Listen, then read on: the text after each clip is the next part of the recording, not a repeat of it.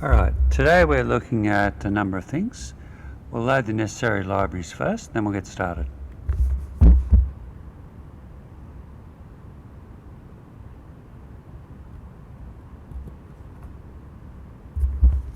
The libraries are the EVI Extreme Value Theory Package, FXtremes Extreme Value Package, FBasics R-Metrics Basic Financial Package, and Quant Mod Financial Data Package.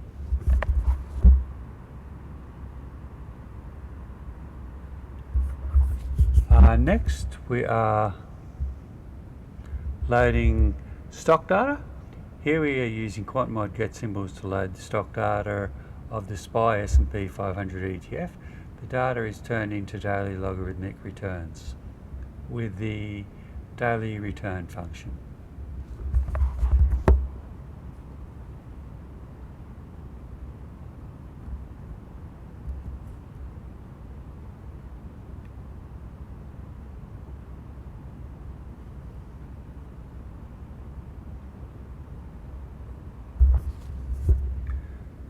Head shows 10 lines of the code. There's the daily returns. That's the dates, and that's it showing it's an XTS object with daily returns and date as the attributes, as the rows and columns. Daily returns, heads, dates. Okay.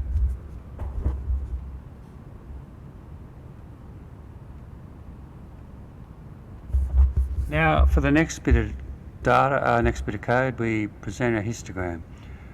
For the R-Metrics library function histplot, Quant Mod XTS data must be converted to R-Metric time series data, then the histogram plotted, which we will do now.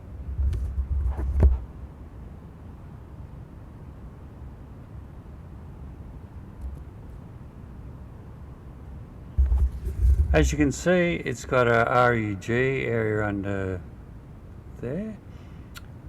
In the chart, it's got a normal curve overlaid, and it shows the midpoint and kurtosis and the probability. It's a good chart, that's why I like it. You see there's outliers greater than 10% and probably a bit less than 10%, otherwise it's sharp, but you can see it's fairly skewed, and although within -2 and +2, 90% of the data ranges. Okay, next section.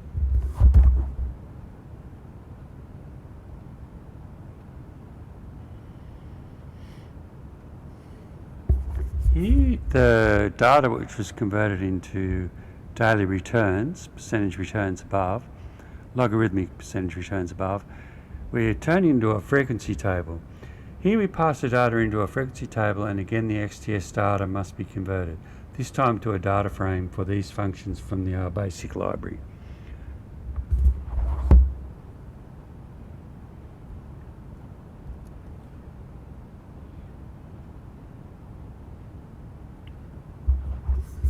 That is the frequency table. As you can see, the outlier is 11.6 and the upside outlier is 11.69 or 8.7% and 11.7% downside.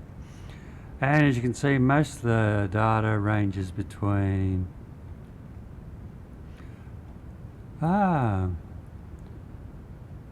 minus 2.38% and 0.131%.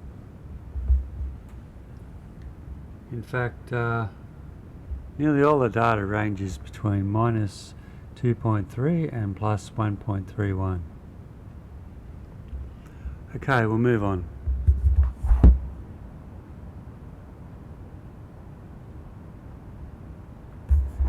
Here we've got extreme value theory estimation again. We quickly estimate the extreme values with the General Pareto distribution and estimate the peaks over threshold. The charts first run are the extreme plot or M plot and the mean excess plot or ME plot.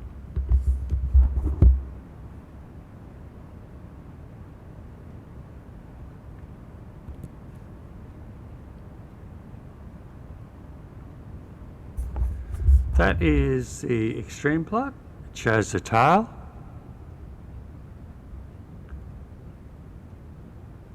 And that is the mean excess plot. It shows the outlier greater than 10% and the upside outlier greater than up to 8%, greater than 5%. Okay, we'll move on.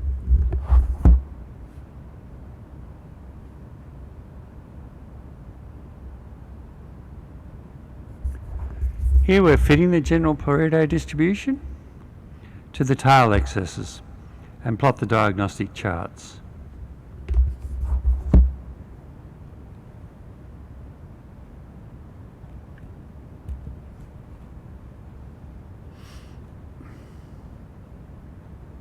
Charts, standing here. Okay, 1, 2, 3, 4. That's all the charts. And we'll exit out with 0.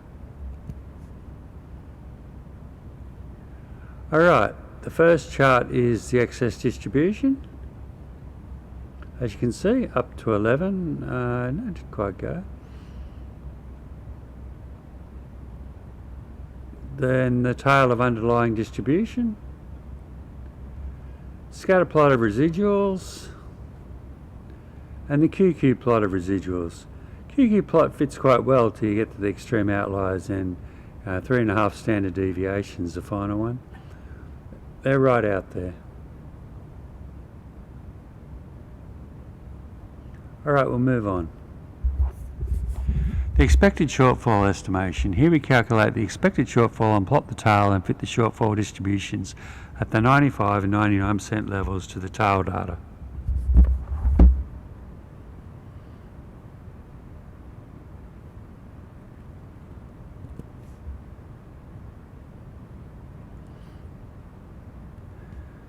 Okay, we can see the general Pareto distribution shortfall chart with probability distributions fitted, and yeah, most of the data fits in within 0.99%. Some a bit beyond it.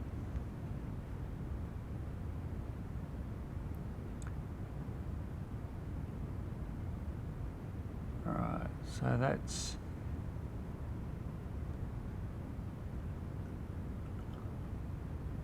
okay. That's the chart. It's a good chart, that one. Anyway, we'll quickly move on to the estimates here, the quantile estimates. We fit the general Pareto distribution at 0.99 and confidence interval 0.95 and point prediction at 0.99 and confidence interval 95. Now the 95% confidence interval, the upper estimate is 0.63 on the lower, and the lower estimate on the lower is 0.46. The estimate on the upper, the actual estimate is from 0.89 to 0.61, and the upper is 13% to 13%, and the point estimate at 99.9 is 0.83. You will find that significantly higher than the conditional variance at risk, or the variance at risk estimated for that, because it's empirically derived from the actual downside tail risk elements. Even though conditional variance at risk it's still not as robust a measure.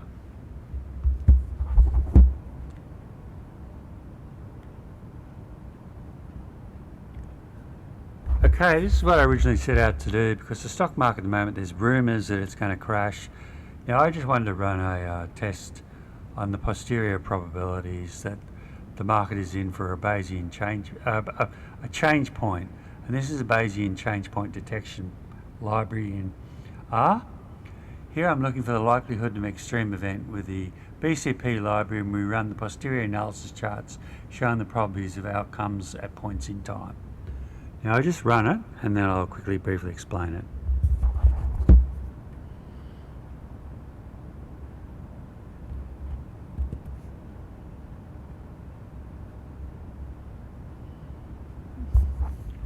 As you can see, it really maxed out at 100%.